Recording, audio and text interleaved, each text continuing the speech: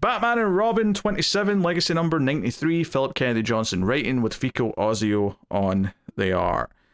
So, last issue, obviously we're doing more of this Quiet Man stuff. We kind of left in this sort of standoff with Penguin and Two-Face, his men, along with him. Yep. Batman and Robin are there. The kids, the Gotham... Irregulars, thank you. I don't remember what I usually call them. I forgot all the names I have for them. Yeah. But they're kind of watching from afar, and the fight takes out some really fun layouts here. And the kids are like, "Whoa, do you think Robin's going to teach us how to dodge bullets and stuff? Because this is so cool."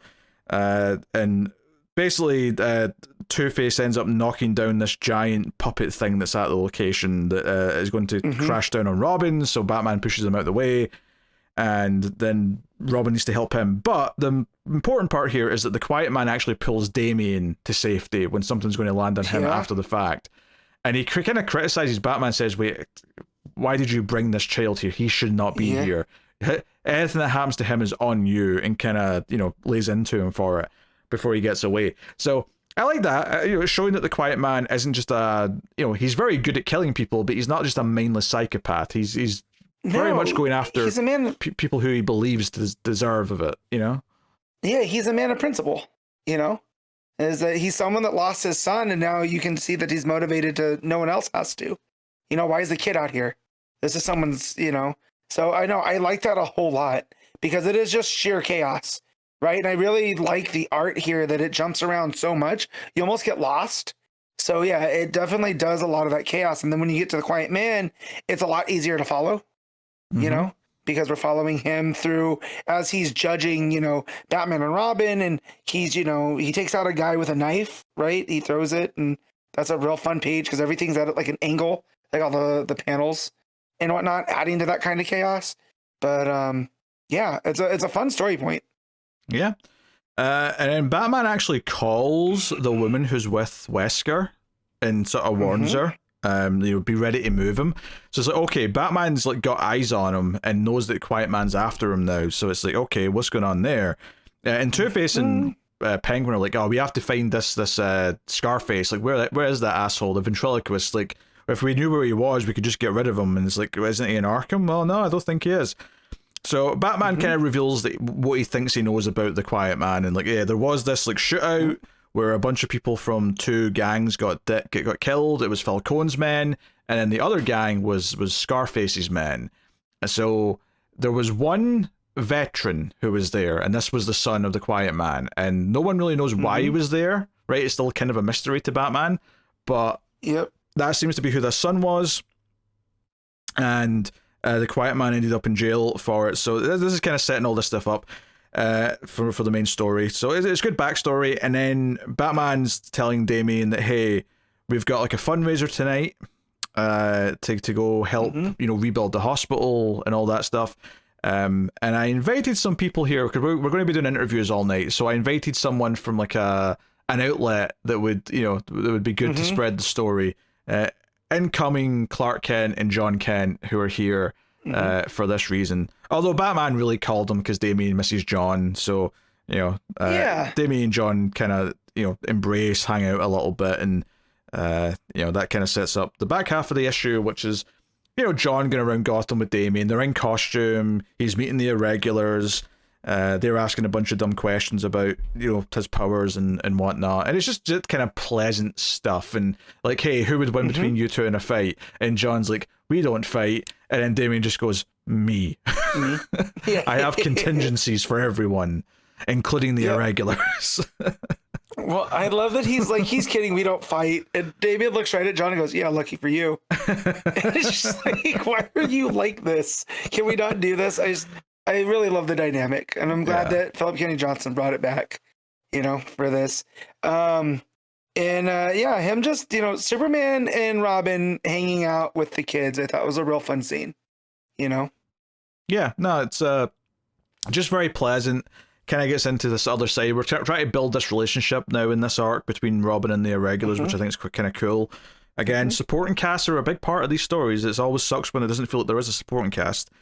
So Batman's talking to Superman. It's like, hey, how do you do it? I know John and Damian aren't a one-to-one comparison here, but like, I'm trying to be a father as well as being Batman. How do you pull it off? And he's like, there's no rule book here. There's a nice little moment here as well, actually, where they bring up Alfred, where Batman says he wouldn't remember something about Damian, but Alfred would. Like, he wouldn't remember how he felt at that age, but Alfred would remember it. And at the end of the scene, Superman says, like, you're the best father that boy could have, and that includes against Alfred, because you're the only one who's went through some of the same things that he's went through. So, it's a nice little pep talk, and it's always good to pull on the heartstrings with bringing up Alfred in a complimentary way, Well, and I also like that this keeps in, it's consistent with what Philip Kennedy Johnson wants to do with Damian, where Bruce is like, he's the sharpest edge, the thickest hide, the strongest will.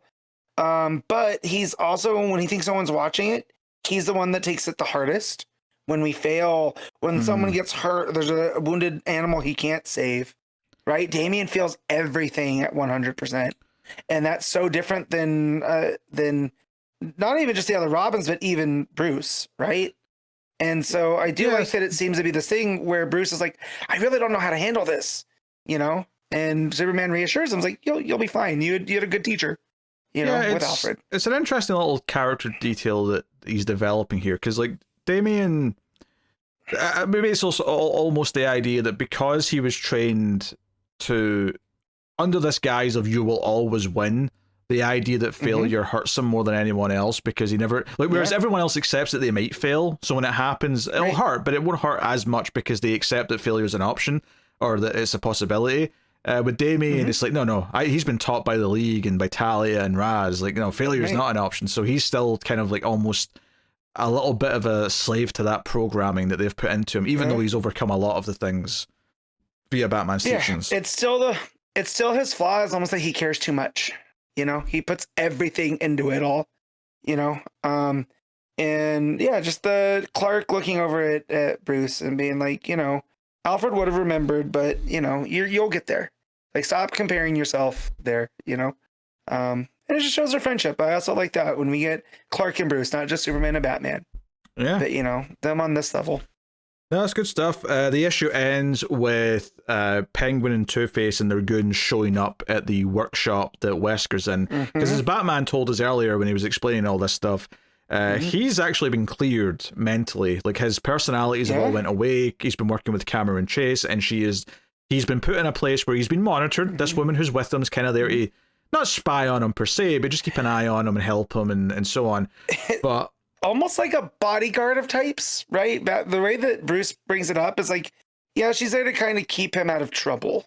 Not in exactly those words. I'm looking for the right. He also says that like, we have to protect him. Like, that's the way he phrases it, which is an interesting thing. He's like, that's what it was. He's like, hey, it's not because, I mean, maybe he does think that there's a chance, like, the personalities could come back and maybe it'll be a problem someday, but it feels like his instinct here is not to assume that, and it's to assume that we have to protect him, because there's a lot of people in the Gotham underworld who would want to come after him because of who he was before. Yes, because of Scarface. Yeah, so, and he likes woodworking, so he's been doing that, but hey, Penguin actually gets an anonymous letter, which is actually what tips them off as to where he is, which, that's a good question, is who sent that letter? Who told them? My guess, do you have a guess? I don't have a guess, nah. Oh no, it's Scarface. Scarface ain't gone. Scarface just got better at hiding. Oh, okay, all right, I like that. And so Scarface has independently from Wesker, right? Like, split personality, kind of, James McAvoy in Split, has written this letter because he wants to be let loose. He's kept chained up, right, in Wesker's mind. That's a good guess. I think that's a really good guess.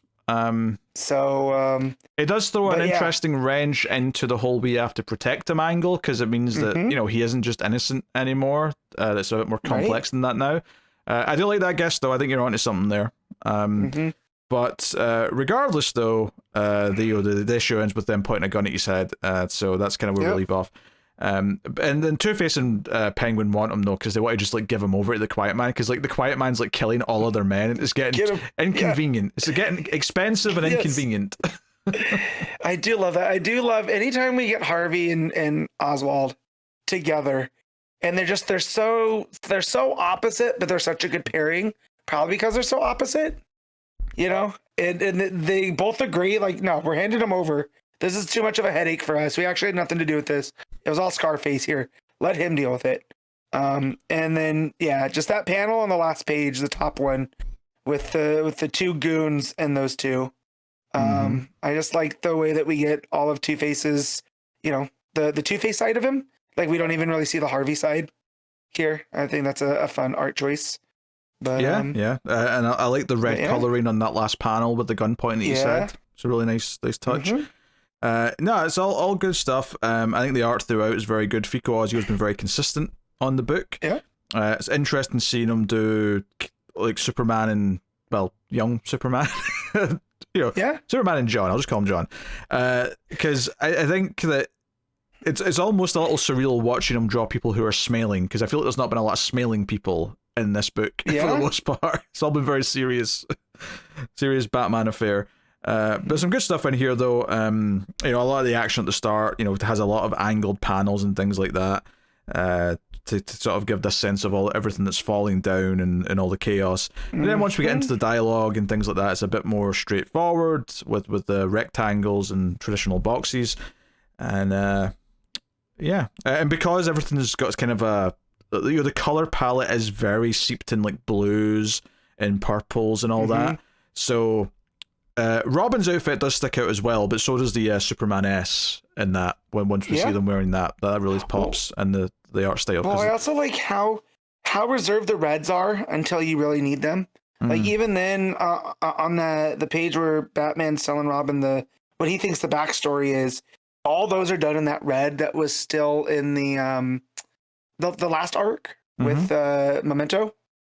You know, they kind of have that red tinge to them.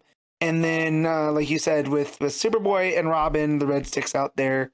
And then the private investigator that's protecting Wesker, she's wearing a red shirt, you know? So there's just this sense of red throughout that kind of permeates everything else. It's very muted it's though, a real nice, on her shirt, I think, because that red that's on the last panel, that's the whole panels that colored this sort of really strong red.